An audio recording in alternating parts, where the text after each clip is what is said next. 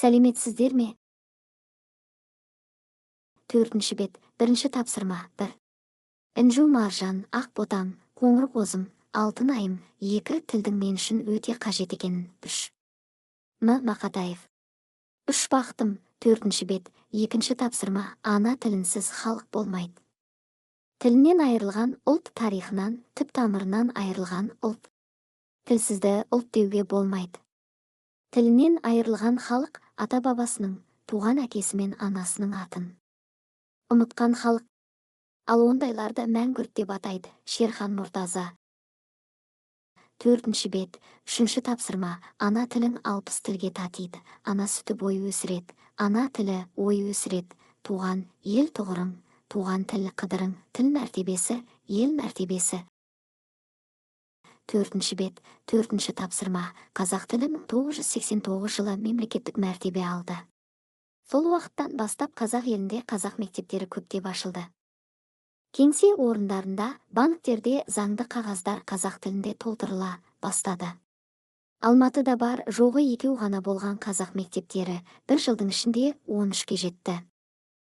Бесінші бет, бесінші тапсырма, менің ойымша қазақ тілі әлемдегі бай тілдердің бірі. Мен оны былай түсіндіремін: ана тілін сүймесең, өз ұлтыңды, отаныңды сүйе алмайсың деген сөз. Оны мынадай деректермен, мысалдармен дәлелдей аламын. Тілдің құдіреттілігі сонша, тіліңді ұмытсаң, өз еліңде бақытты өмір сүру мүмкін емес. Себебі, елдің өмірі тілдің тазалығында. Осыған байланысты мен мынадай қорытынды шешімге келдім. Алдымен ана тіліңде сауатыңды аш, содан кейін өзге тілдерді үйрен. Бесінші бет, бірінші тапсырма, 1. Сұхбатқа 2 адам қатысып тұр. 2. Мәтінде жазу тілдік ерекшелігі байқалады. 3. Қашықта тұратын адамдар бір-бірімен қоңырау шалу арқылы, WhatsApp арқылы, Skype арқылы, Instagram арқылы пікірлесу мүмкіндігі бар. 6. бет, 2. тапсырма. Азамат, адам мен адам қарым-қатынас жасау үшін. Әлия, қарым-қатынас құралына не жатады? Ең негізгі, менің қорытындым, тіл болмаса, адамзаттың өркендеуі болмас еді. Тіл ең қасиетті қарым-қатынас құралы.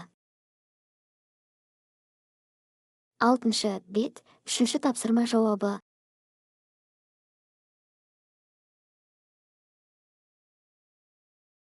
Алтыншы бет, 4. тапсырма жауабы.